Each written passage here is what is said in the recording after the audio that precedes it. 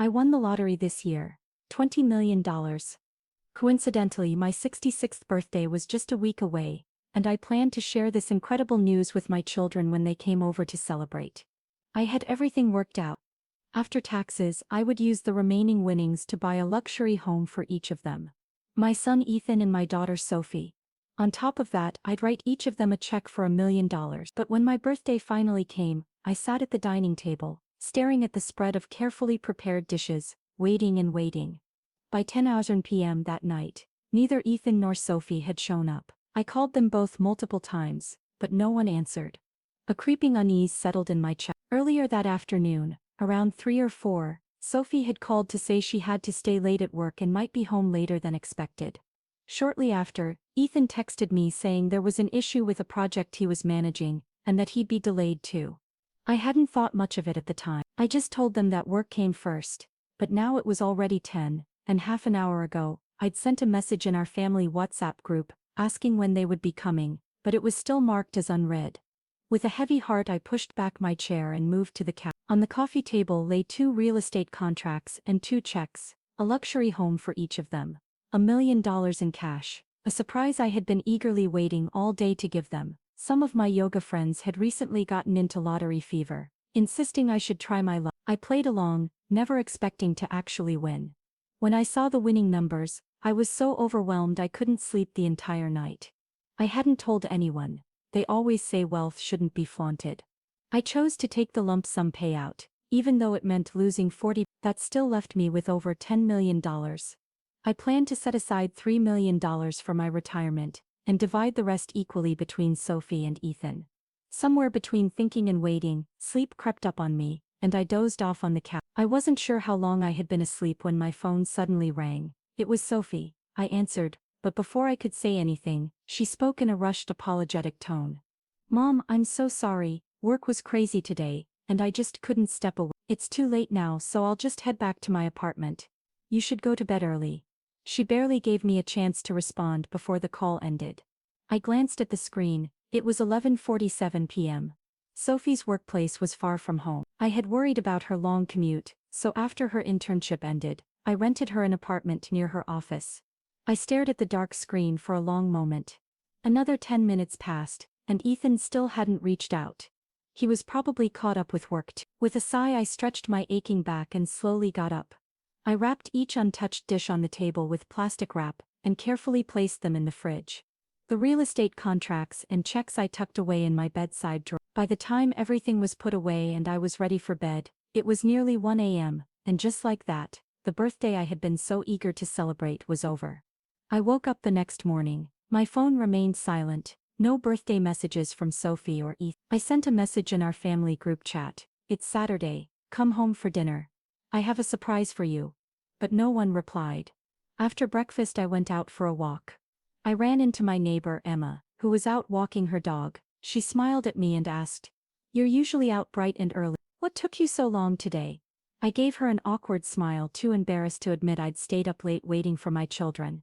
Emma chuckled. "Let me guess, you spent the whole day cooking yesterday and wore yourself out." When I didn't answer, she continued, "I told you ages ago just to book a nice dinner at a hotel, less stress, less hassle. But no, you insisted. Ethan likes spicy food. Sophie likes sweet and sour, and your granddaughter needs a healthy kids' meal. Do you think a fancy restaurant can't handle that? Honestly, you go through all this trouble just for them." Her words stopped me in my tracks. For the first time I truly thought about it. My entire life had revolved around my children. Before my divorce, after my divorce, had I ever put myself first? Before I could dwell on that thought, a sharp mocking voice cut through the morning air. "Oh, Emma, don't act like she's some poor self-sacrificing mother. She just loves to show off, always bragging about how devoted Ethan and Sophie are. What a joke." I turned toward the voice. It was Rachel, an old neighbor I never got along with. We had worked at the same fashion export company before I retired early, even competing for the European market manager position. I got the promotion, my French was more fluent, and my skills outmatched hers. Rachel never accepted that. She believed I only won because of my language skills, not my abilities. Since then things between us had always been tense. Now she looked me up and down, her lips curling in disdain. "Not even a single piece of decent jewelry on you." I wonder how you've been treating yourself all these years. I had no interest in arguing with her, so I turned to Emma. I'm heading outside the neighborhood for a bit. You two chat. I started walking away, but Rachel stepped in front of me. I waited here all morning just to do you a favor. Don't be ungrateful. She crossed her arms and last night was my grandson's birthday. We had dinner at a restaurant, and guess what I saw? The most ridiculous show. I exhaled sharply. Thanks for your concern, but I'm not interested. Can I leave now? Rachel's face darkened with an irritated hug. She pulled out her phone, scrolled through her album and shoved the screen in my hand. I don't need to explain anything, just watch. I reflexively tried to push it back, but the moment my eyes landed on the screen, it was a video of a woman in a red dress, her hair elegantly pinned up, smiling warmly as she greeted guests. I recognized her instantly. Olivia, my ex-husband John's mistress, standing beside her, linking arms with her affectionately. They were laughing, talking, and looking radiant together. The camera shook briefly before settling on two men standing by the stage, Ethan and his biological father John. Behind them were two banners that blared messages, Happy 25th Wedding Anniversary John and Olivia, and Happy Birthday Olivia. My granddaughter appeared on the screen, her small hands clutching Olivia's as she chirped sweetly. Grandma Olivia, you're so pretty, way prettier and nicer than my other grandma. She tilted her head up, eyes filled with innocent joy. I want you to be my real grandma. Next week is our preschool sports day. Can you and Grandpa come watch me? A deafening silence rang in my head. The video ended, but Rachel wasn't done. You should have seen Ethan, she sneered. Bought that old witch a solid gold bracelet. Must have been close to 10. I overheard his wife in the restroom bragging about it on the phone. She scoffed. Oh, and he got John a whole crate of Hennessy brandy. Not cheap. Rachel clicked her tongue and shook her head. Funny, isn't it? Every time he visits you, he can't even be bothered to bring a six-pack of beer. And your precious Sophie, don't even get me started. She got Olivia an entire gold jewelry set, necklace, earrings, rings, the whole deal. Kept calling her mom like it was the most natural thing in the world. She turned to me with a sickly sweet smile. Didn't you always brag about how devoted they are to you? Strange I don't see you getting even a crumb. Emma grabbed Rachel's arm, trying to stop her, but Rachel yanked it away. No, she snapped. She needs to hear that. She needs to see the kind of ungrateful backstabbing wolves she raised, always scrimping and saving for them, even sold her big house to help out. What a joke. She did all that just to fool herself into thinking they actually care. The words hit like a sledgehammer. I felt like I was drowned. I returned the phone to Rachel without a word, my legs unsteady as I turned toward home, staggering forward in a daze. A bitter metallic taste filled my mouth. I had bitten my lips so hard it had started to bleed. I collapsed onto the couch the moment I stepped inside. Tears held back for so long finally broke free. I covered my face as if that could somehow contain the flood of anguish threatening to drown me. But no matter how tightly I pressed my hands against my eyes, the past clawed its way to the surface, relentless and cruel. Memories surged forward like a runaway carousel, peeling back old wounds I had spent years pretending didn't exist. My marriage to John had been a disaster, so much so that by the time I turned 40, I had given up on the idea of love altogether. I divorced him and never remarried. John was 6 years older than me. We met through a mutual friend.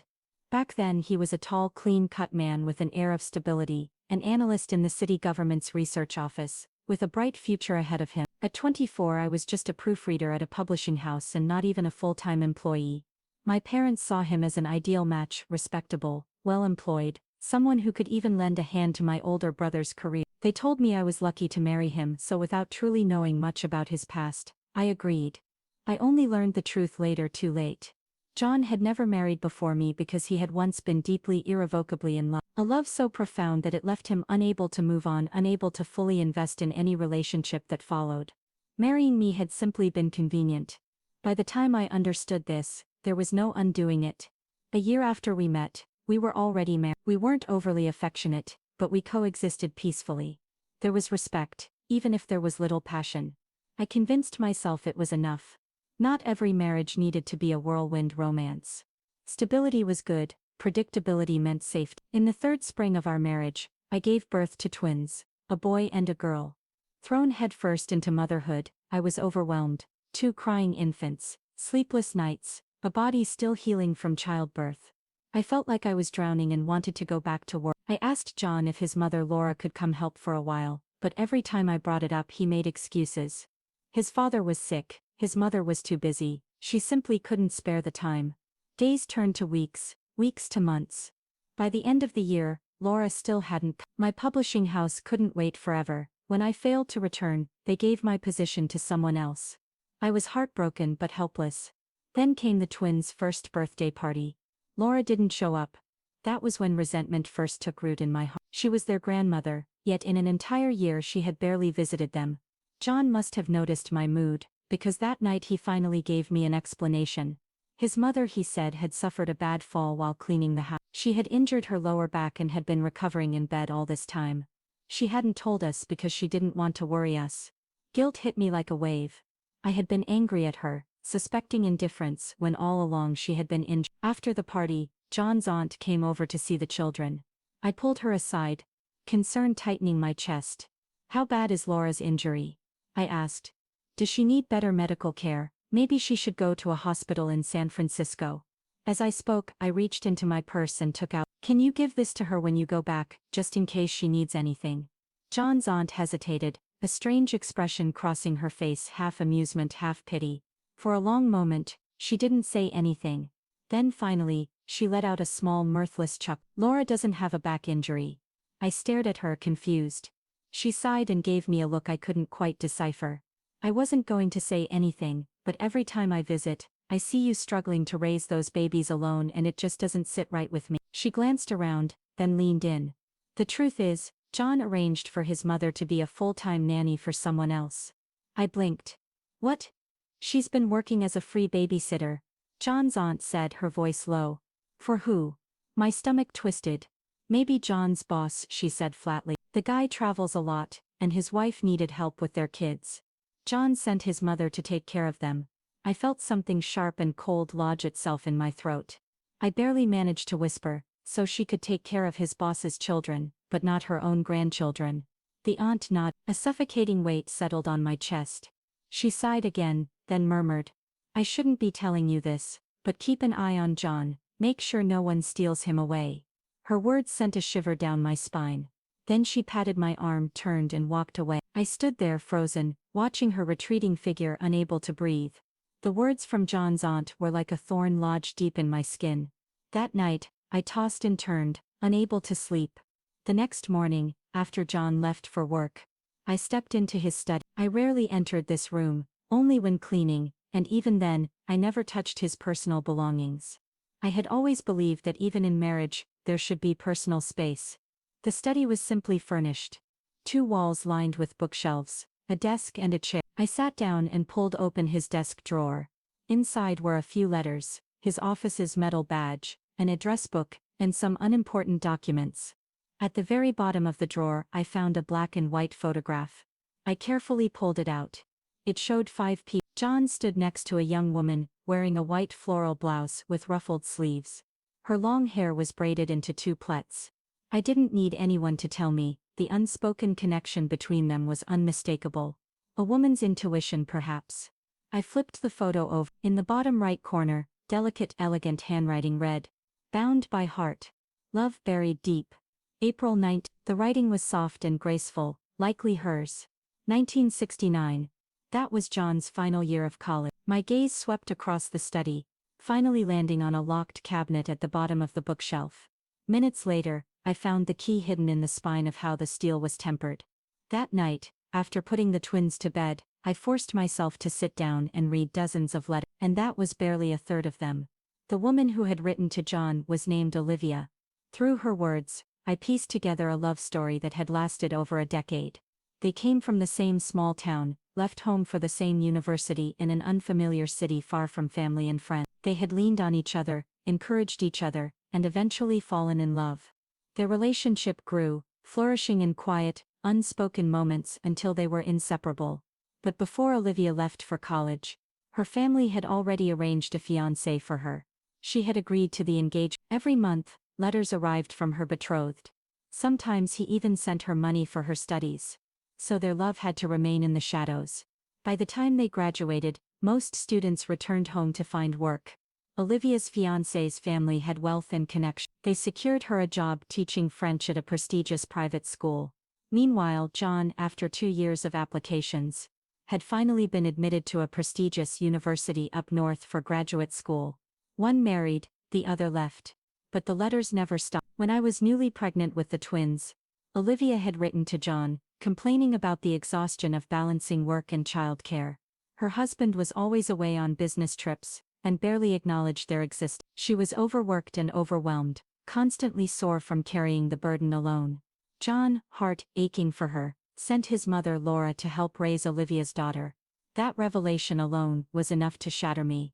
But the next letters, those were the ones that gutted me. Every time Laura takes care of me, I feel both guilty and happy. I want to call her mom, but I don't know in what capacity. I feel terrible for your wife. You barely make $1,500 a month. Yet you still send me $500 in secret. If she ever found out, she'd throw a fit. You said your wife had twins. Well, the only thing I've ever seen give birth to two at once is my dog. I can't even imagine how big she must have been. Just the thought is horrifying. My coworkers joke about how I always get so many letters. I tell them they're from my husband, They think I'm talking about Bruce, the man I married. The inked words are of forbidden intimacy, a humid, suffocating closeness that made me physically ill. That evening, when John came home, I threw the letters in his face, screaming. It was a war zone. I had just given birth. I was physically and emotionally exhausted, and now I was unraveling completely. He just stood there, his face impassive, watching my breakdown with a chilling detachment, as if I were a stranger. Only when I had exhausted my voice, trembling from rage, did he finally sigh in irritation. "Are you done?" he asked, his tone bored. "There's nothing between us, just letters. If it bothers you so much, I'll stop writing them." His words made my fingers go numb, made my legs go weak. But I didn't even have the luxury of breaking down. The twins, hearing the shouting, had woken up and were now wailing from their room. John locked himself in his study, ignoring everything. I wiped my swollen eyes, and forced myself to my feet. The babies were hungry, they needed their nighttime bottle, or they wouldn't stop crying. But when I went to the kitchen, the can of formula was empty. A crushing wave of despair crashed over me. I had reminded John for days that we were running low on formula. I had asked him, begged him to pick some up on his way home. Even that morning, before he left for work, I had reminded him again, but he had forgotten, and now it was too late. Something inside me snapped. I stormed to his study and kicked the locked door open with all my strength.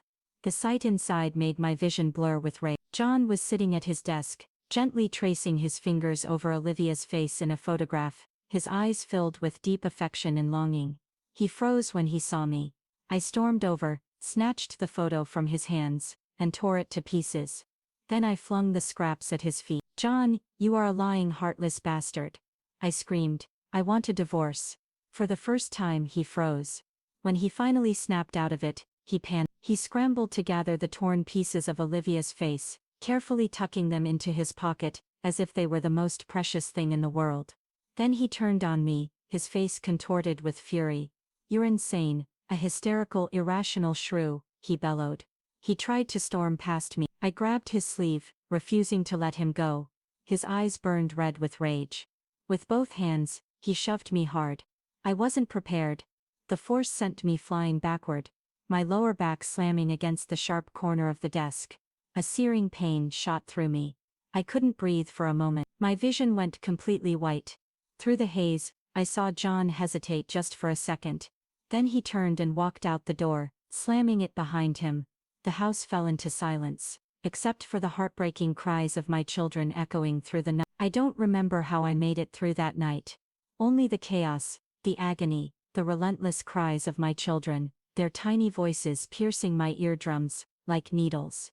The next day, I wrote a letter to John's workplace, City Hall, reporting his inappropriate relationship. But it was as if I had tossed a pebble into the ocean, no response.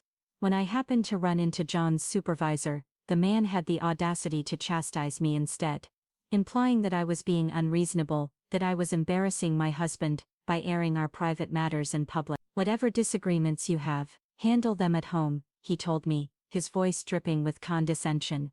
"Don't drag your husband's workplace into it." I sought help from the local women's support group, but back then, people weren't as willing to intervene in a marriage unless there was undeniable immediate danger. John's affair, it was just letters, not real cheating. My children were still so young. Their advice was to be patient, to endure, to look at the bigger picture. I was a caged animal, desperately searching for an escape, but every door I tried was locked. My parents and brother were dead set against me divorcing. They said every woman goes through this. Just endure, it'll pass once the kids are older. Your life will be easier. John works hard enough as it is. You don't even have a job, so stop making trouble for him. He didn't even bring that woman home, so what exactly are you complaining about? John, every time I mentioned divorce, ignored me. Eventually he simply moved out into a dorm near City Hall, coming home only once every 10 days or so. The children were too young to understand. They sucked on their tiny fingers, babbling their first words, oblivious to the growing rift between their parents. For their sake, I swallowed my pride again and again. Like so many women trapped in broken marriages, I had become weak the moment I became a mother, and I had two weaknesses.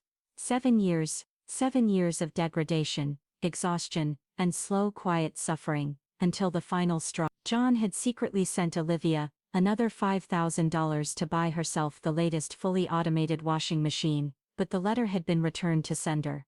Olivia had transferred to a new school, and the post office sent it back. I read his words, and for the first time I felt something inside me snap. We didn't even have a semi-automatic washing machine. In the dead of winter I was still scrubbing my children's dirty clothes by hand, my fingers raw from the cold. That night, I confronted him. We fought for the first time. He lost control. Furniture was overturned, a vase hurled at my head, shattering just inches behind me.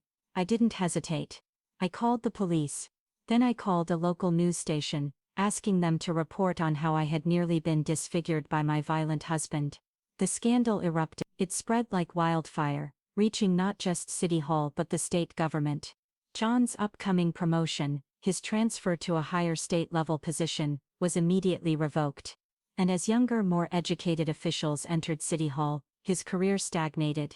He was demoted. He spent years stuck as an administrative assistant, filing paperwork in the archives.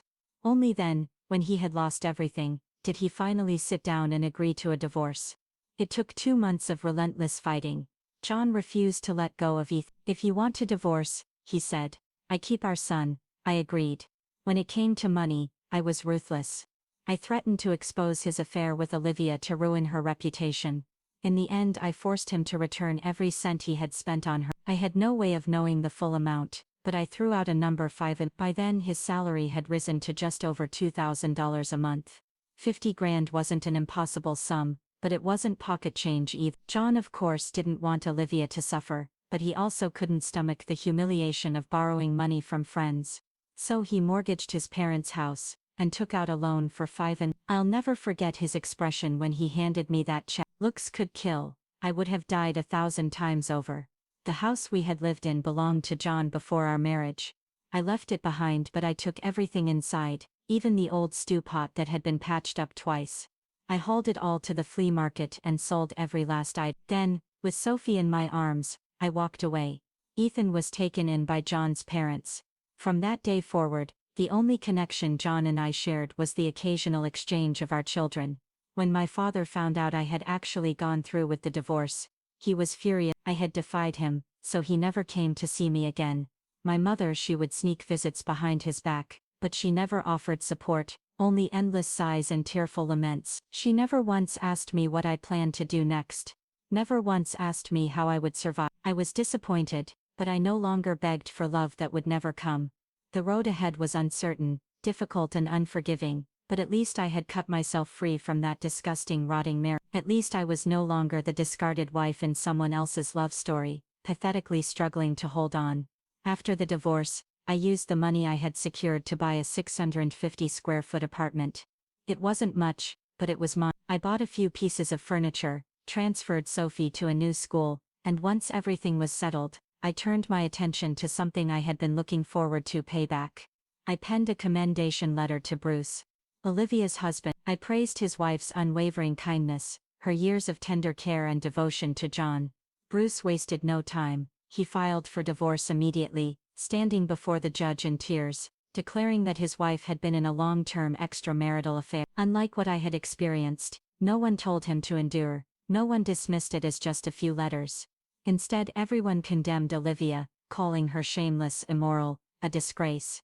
Their divorce was finalized in record time. At the same time, Olivia was fired from her teaching job, accused of accepting bribes from students' parents.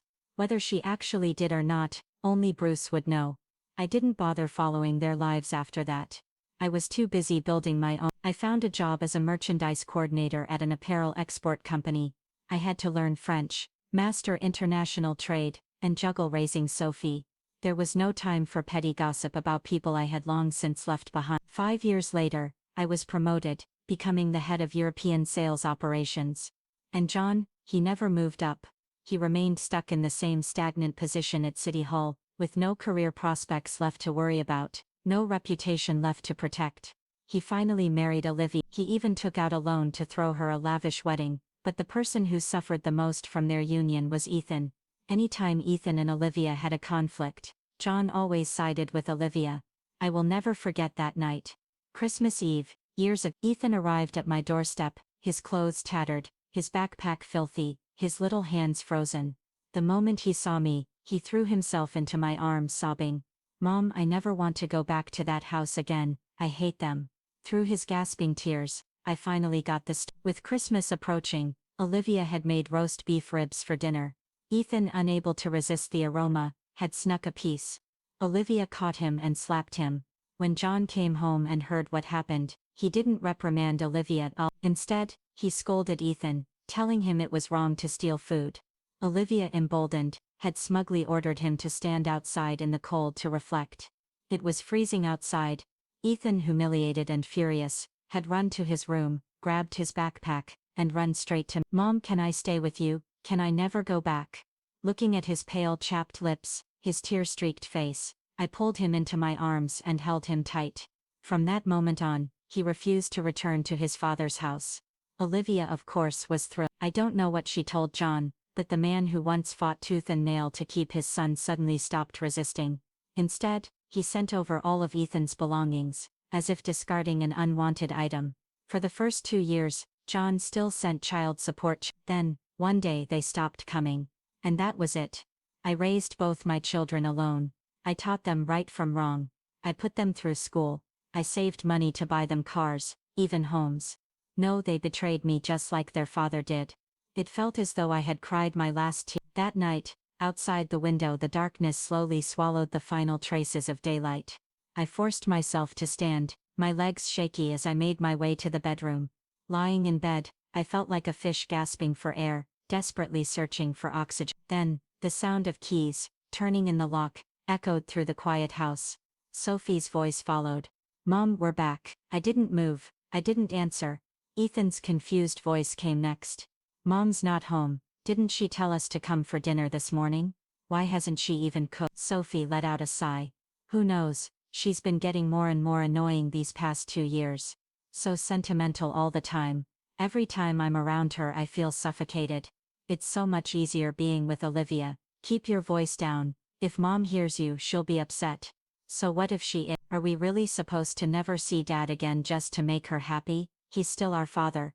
Their conversation continued in hushed tones. Then, my bedroom door creaked open, and a small warm body appeared in front of me. "Vivian, Grandma, are you playing hide and seek with us? I found."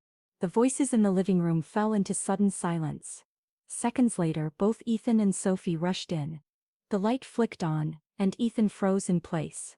He stood there, rooted to the floor, staring at me, his mother lying in bed with my face streaked with dried tears. His lips parted, his voice barely above a whisper. "Mom?" Sophie hesitated in the doorway, her expression unreadable. The room was heavy with silence. After a long moment, she cautiously stepped forward, reaching for my hand. "Mom, I'm sorry," she murmured. "We were so busy yesterday. That's why we couldn't come. Are you mad at us?" I stared at her, unblinking, saying nothing. She shrank under my gaze, her voice growing smaller. "Mom, I had to work overtime. It wasn't my choice. You know this is an important time for my career." Ethan chimed in quickly. "Yeah, Mom, we really did have to work. But we're here now, aren't we? We came to celebrate with you today. Come on, get up and have some cake." I looked at them, really looked at them, and all I could see was John. The way they lied so effortlessly, the way they twisted their words, trying to placate me just as he had once done. Had I been fighting against something impossible all along? Had all my efforts, the love, the sacrifices, the endless nights of working myself to the bone for them, meant nothing against the weight of their bloodline? Grandma, I want cake. Vivian tugged at me with her tiny hands, her impatience nearly pulling me off the bed. Ethan quickly slipped my slippers onto the floor and helped me sit up, his voice filled with forced warmth. Mom, Vivian's been so excited all day about celebrating your birthday. She kept saying how much she missed you. The moment her dance class ended, I brought her straight. They half led, half dragged me to the dining table. On it sat a 6-inch cartoon cake. The design fine Elsa from Frozen, Vivian's favorite. I smiled not because I was happy, but because I realized what a fool I had been for over 30. A memory surfaced unbidden. That night so many years ago after my fight with John, the empty can of formula on the kitchen counter, the twins' desperate, gasping cries. I had fought through the pain in my bruised back, cooking oatmeal with one arm while rocking them with the other. One would finally fall asleep, only to be woken up by the other's cries. I had hated John so much that night. I had wanted to walk away, but when I looked at my children, I couldn't. So I stayed. I stayed and I fought for them. For years I worked endlessly to provide for them. I learned French, international trade, everything I needed to climb the corporate ladder to earn just $1,000 extra a month. I had fought tooth and nail against Rachel for that manager promotion. Now they had gone to that woman's birthday party. Now they had gifted her gold bracelets, expensive liquor, an entire jewelry set. Me, at 66, the only birthday cake I got was whatever my 5-year-old granddaughter happened to bring. Suppressing the anguish rising in my chest, I pulled out a chair and sat down. Then in a calm, even voice I said, "Sit down. I have something to say." Ethan and Sophie exchanged a glance, before hesitantly sitting across from me. Vivian, thinking we were about to start eating, stared at the Elsa figurine on the cake, her eyes bright with anticipation. I looked directly at my children, and got straight to the point. "You didn't come yesterday, because you were at their anniversary party, weren't you?" Their faces instantly changed. Sophie's brows furrowed. "Mom, what are you trying to say?" she asked cautiously. I kept my voice steady. "If you wanted to attend their celebration, you could have just told me. There was no need to lie about working late, and make me wait until midnight." Sophie stiffened, her complexion paling. Ethan lowered his head in guilt. Minutes passed in heavy silence. Then Sophie began to cry. She moved from across the table to sit beside me, gripping my hand tightly. "Mom, let the past go," she pleaded through her tears. "You have to stop holding on to this. Dad has connections, resources. He can help me and Ethan. Why should we struggle when we could ask him for help? Mom, we've had it hard too. Can't you try to understand us?" Her tears fell onto my hand, burning my skin like fire. "I'm getting married next year," she continued. "Lucifer and I are planning our future, and Dad promised to pull some strings to get him a job at City Hall." She looked at me then, and her next words pierced straight through me. "If I can't rely on Dad, am I supposed to rely on you?" I stared at her, feeling as if I were seeing her for the first time. Ethan had settled down young, marrying right after college. Sophie, on the other hand, had gone to grad school, then thrown herself into work, always pushing herself harder and further. The more educated she became, the more successful she was. The colder she became, the more she weighed pros and cons before making every choice. She shifted uncomfortably under my gaze, avoiding my eyes. Instead, she stared at the Elsa cake and murmured, "Mom, I've been holding this in for a long time. If you hadn't caused that scene at City Hall, Dad never would have divorced you.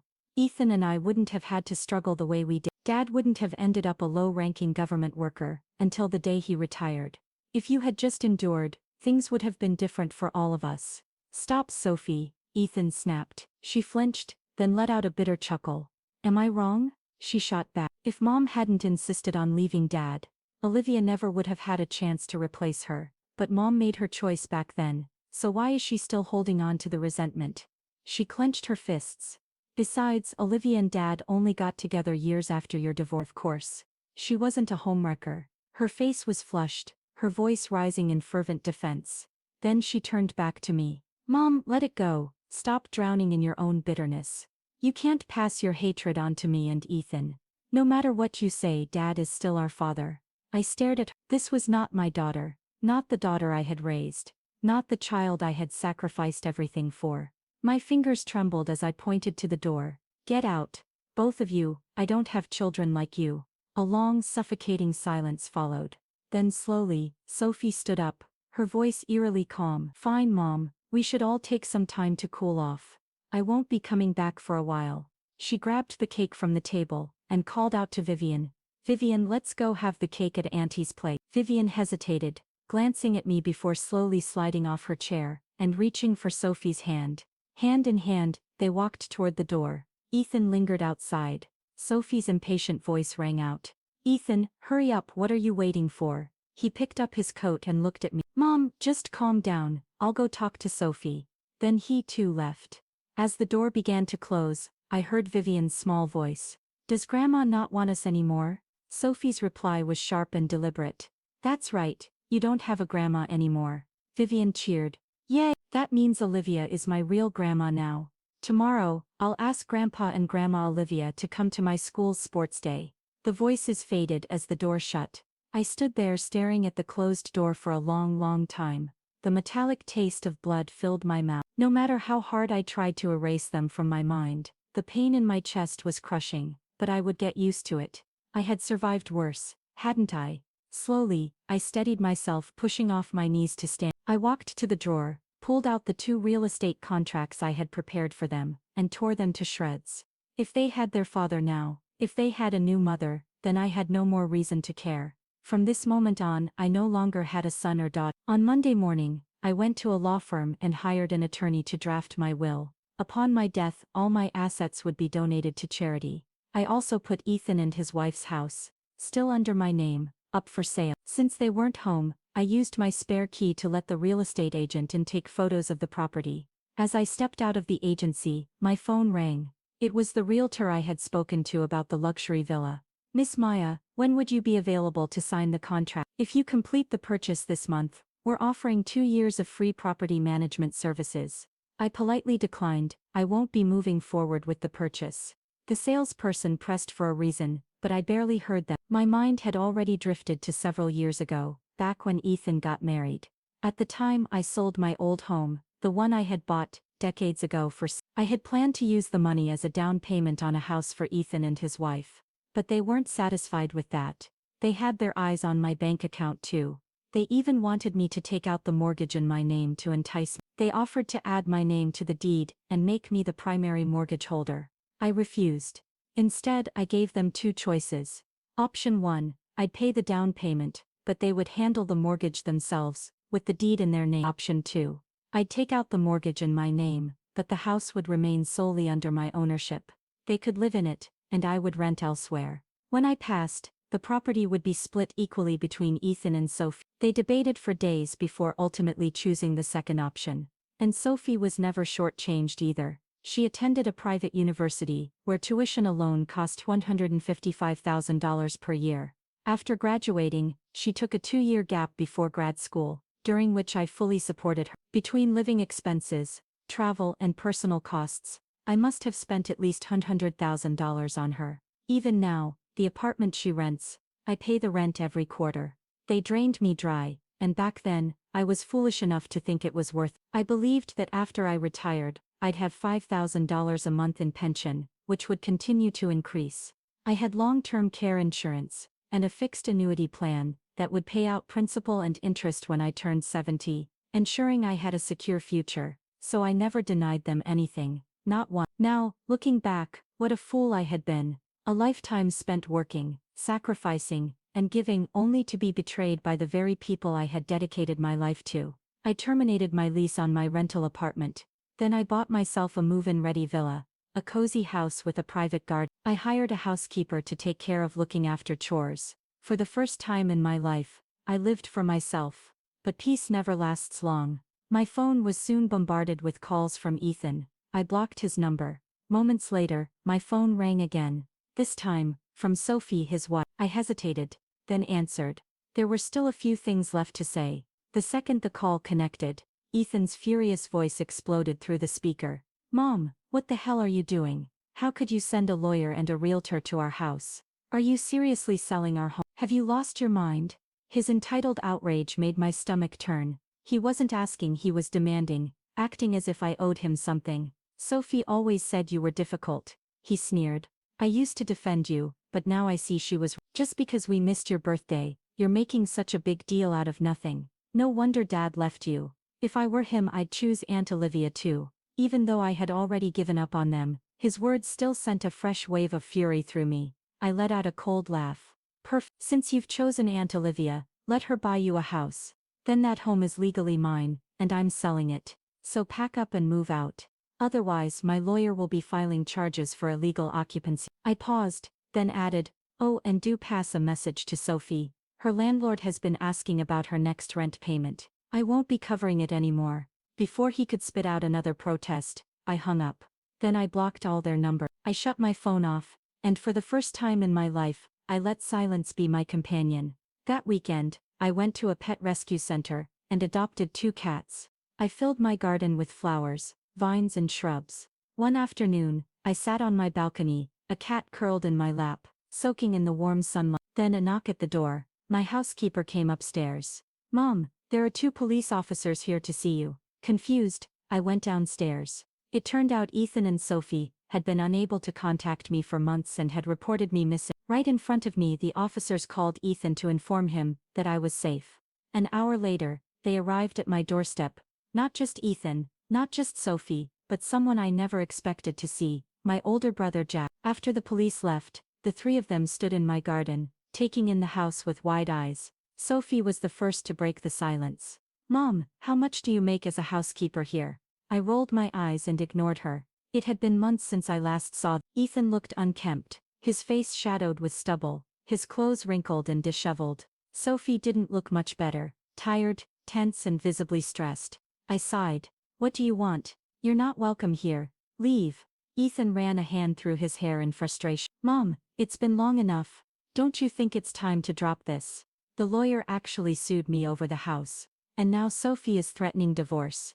Just tell him to drop it. A month ago, my lawyer had informed me that Ethan was refusing to leave, so I had filed a lawsuit against him. I met his gaze without hesitation. If you move out within 3 days, I'll withdraw the lawsuit. Ethan looked stunned, as if he couldn't believe I was being this ruthless.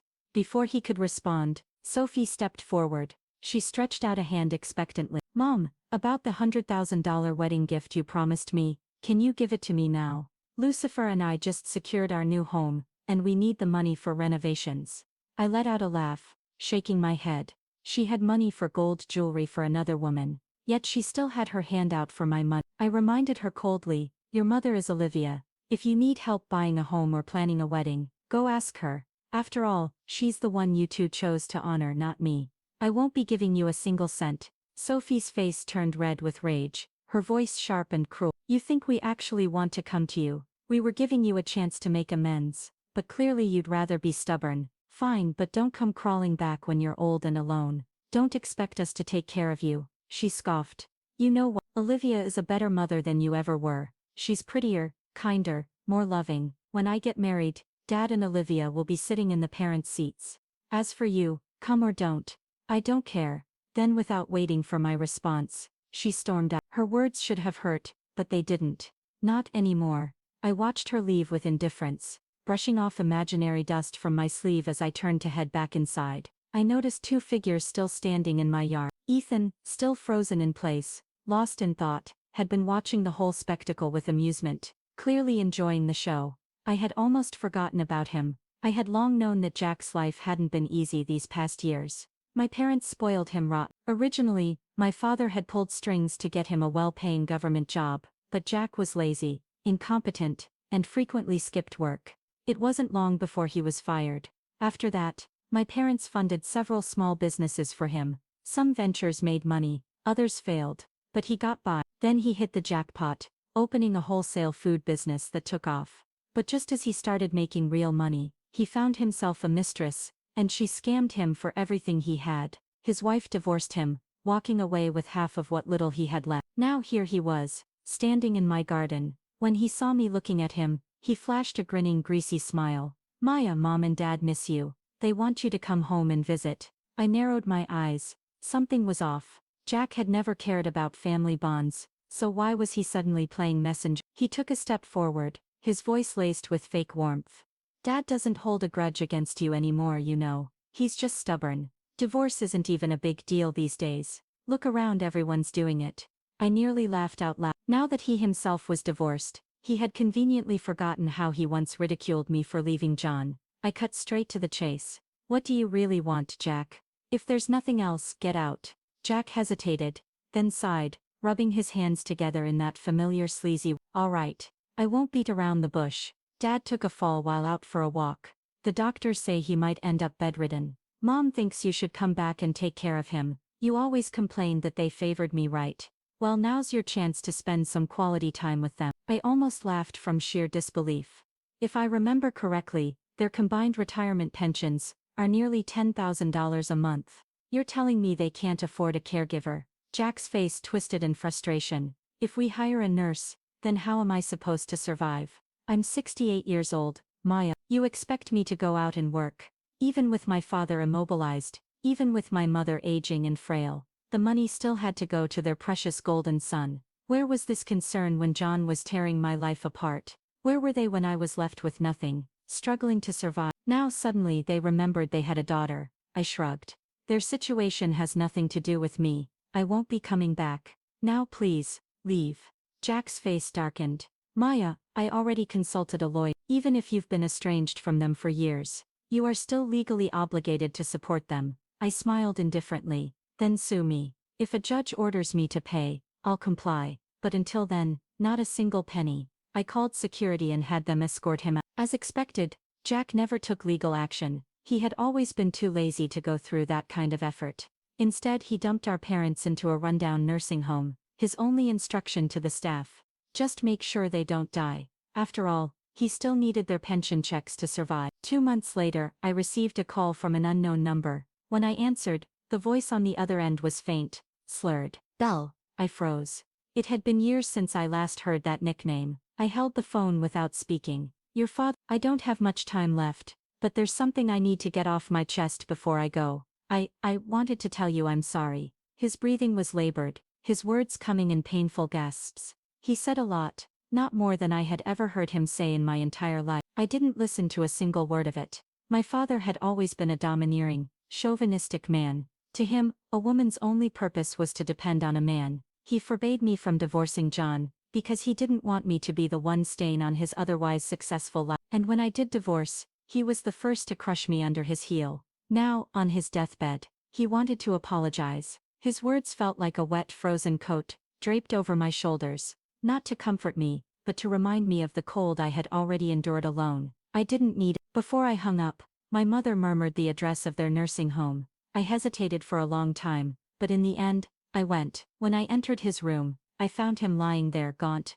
and hollow, his cheeks sunken like a dried-up corpse. I hadn't seen him in over 10. The last time had been on his 70th birthday. I had brought gifts, but like always he had thrown them out the door. I never went back after that. Now, as I stood by his bed, his lips quivered, his breathing growing shallower. Neither of us spoke. 10 minutes later he closed his eyes. 2 murky tears slid down his withered face. I turned and walked out. As I stepped into the hall, my mother shuffled after me, her frail hands trembling. I turned to look at her. Now 85, bent with age, I felt nothing. She had spent her entire life in submission. No matter what my father did, she never objected, not even when he cast me out like garbage. Was she weak, or did she simply not love me enough? I wondered if my father had ever threatened to cut ties with Jack. Would she have obeyed just as blindly? I reached into my bag and pulled out a check for $10,000, pressing it into her hand for his funeral. I won't be attending, I said. Then I turned and walked away. Behind me her soft broken sobs trailed into the empty corridor. I opened a large cafe bookstore over 3,000 square feet of space. I was only 66. I couldn't just sit around eating and drinking, waiting for time to run out. During renovations, I specifically had power outlets installed at every seat. Shelves overflowed with books, and the air was thick with the rich scent of coffee. I hired students working part-time, and people with disabilities who needed jobs. People came not just for coffee, but to work, study and read. It wasn't a highly profitable business, but it didn't lose money. One day, while managing the counter, I saw Sophie walk in, hand with a man I didn't recognize. They looked intimate. The moment she saw me, her expression froze. She immediately let go of the man's hand. Then, after a brief hesitation, she let out a self-deprecating laugh. Ethan and I are in the middle of a divorce, she admitted. He's been involved with a woman Olivia introduced him to for a long time. I only started seeing my boyfriend after that. I nodded. I had nothing to say. Ethan and Sophie's lives no longer concerned me. Whatever happened to them, I wouldn't interfere. Sophie sighed, then turned to her boyfriend. Let's go somewhere else. As they walked away, I let out a quiet sigh. I could only hope that Ethan wouldn't regret his choices. When Sophie got married, she didn't invite. A friend sent me a video from the wedding, along with a message. Why is Olivia sitting in the mother's seat at Sophie's wedding? I replied simply, I suppose I don't deserve to be there. My friend hesitated for a long time, their typing indicator flickering on and off. In the end, they just sent a sad emoji. I won't lie, watching that video stung, but more than sadness, I felt relief. At that moment, something inside me fully let go. Unexpectedly, my cafe bookstore became a local sensation. People flocked to it, eager to experience the cozy atmosphere. Concerned that business wasn't thriving, my young employees brainstormed ideas to attract more customers. They came up with monthly themed drinks: January's Golden Fortune Latte, February's Sweetheart Mocha, and March's Coffee and Tea Fusion, paired with the literary ambiance. The themes worked wonders. Local travel bloggers and social media influencers began recommending the cafe. Soon the cafe was bustling every day. I noticed my employees were exhausted from the workload, so I raised their salaries and hired more staff. Sophie found out who owned the cafe after seeing a news interview about me. By the time she came looking for me, she was heavily pregnant. At the counter she ordered an iced Americano. I had the barista pour her a glass of warm water instead. She didn't protest. We sat across from each other. She smiled faintly, but then tears welled up in her eyes. Mom, I think I made a mistake. I took a sip of my coffee. The familiar bitterness spread across my tongue. Sophie looked off. Her eyes were swollen, her complexion pale, and a large bruise covered her forehead. Her lips trembled, and then she broke down sobbing. Mom, Lucifer cheated on me. I stiffened. Lucifer had always seemed like a mild, good-natured guy. I had assumed he was reliable, but Sophie's next words shattered that assumption. I'm 4 months pregnant, but the woman he's seeing is already about to give birth. He's been busy with work, but really he's been living with her this entire time. Last weekend I drove 3 hours to see him. When I got there I caught them together. I pushed the woman and he hit. So John hadn't been able to get Lucifer a government job after all. I asked, did you tell your father and Olivia? Sophie's eyes widened in shock. I continued, your father has connections. You should ask him to stand up for you. She stared at me stunned, tears spilling down her cheek. Mom, are you really abandoning me? I stood up, my voice calm. You were the ones who abandoned me first. I chose to let you go. This isn't a recycling center. You don't get to come and go as you please. Before leaving, I gave her one last piece of advice. If no one is willing to save you, save yourself. Leave that man as soon as possible. I told you before, a woman can live a good life on her own. You will be fine. Time passed in the blink of an eye. The number of cats in my care grew, most of them found abandoned at the doorstep of my cafe. The young people working for me were a good bunch. At the very least, as their boss, they treated me with warmth and respect. I didn't expect sincerity. True sincerity is rare, something that can't be forced, and that was fine. I had learned long ago that living happily in the present was enough. However, life took its toll on John. One evening, while leaving home to pick up Olivia from the shopping mall, he suffered a stroke. The damage was severe: paralysis on one side, slurred speech, and limited mobility. Olivia, once so devoted, stuck around for a while. She supervised his treatment and handled the finances, but medical care was expensive. Despite his pension and savings,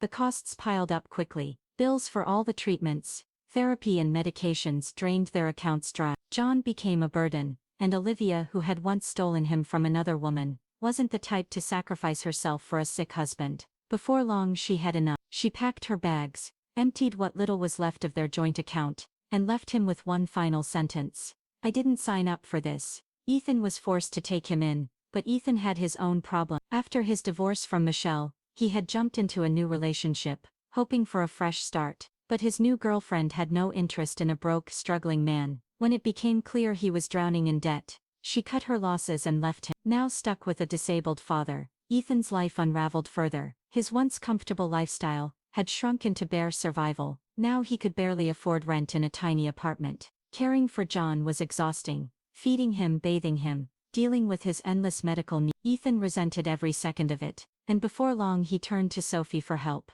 But Sophie had already changed. She had divorced Lucifer the moment her son was born. She knew she didn't want to raise him in a broken marriage like her mother once had. She left the city, moving somewhere new where no one knew her past. Life was hard, balancing work, motherhood and all the struggles of being a single parent, but she finally began to understand the sacrifices I had once made. She remembered vividly the long nights when I stayed up rocking her and Ethan to sleep, the cold winters when I hand-washed their clothes because we couldn't afford a washing machine, the soft lullabies, the sleepless nights, the relentless work just to give them a better future. She had never appreciated it before, but now she did.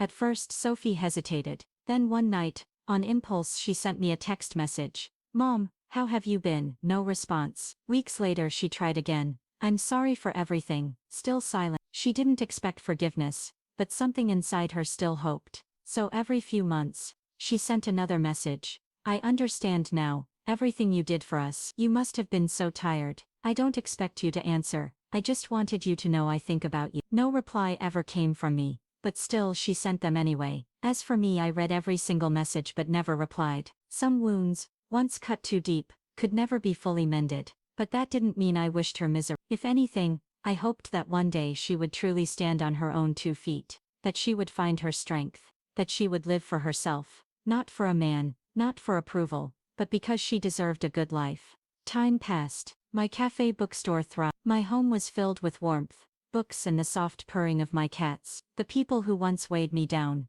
my father, my ex-husband, my children, they no longer controlled my life. There had been pain, betrayal and loss, but I survived, and now I lived for myself. I had spent a lifetime giving, sacrificing and enduring. Now I chose joy. No more regrets, no more burdens, just the simple pleasure of a good cup of coffee, a peaceful afternoon, and the knowledge that after everything, I had finally learned how to be free.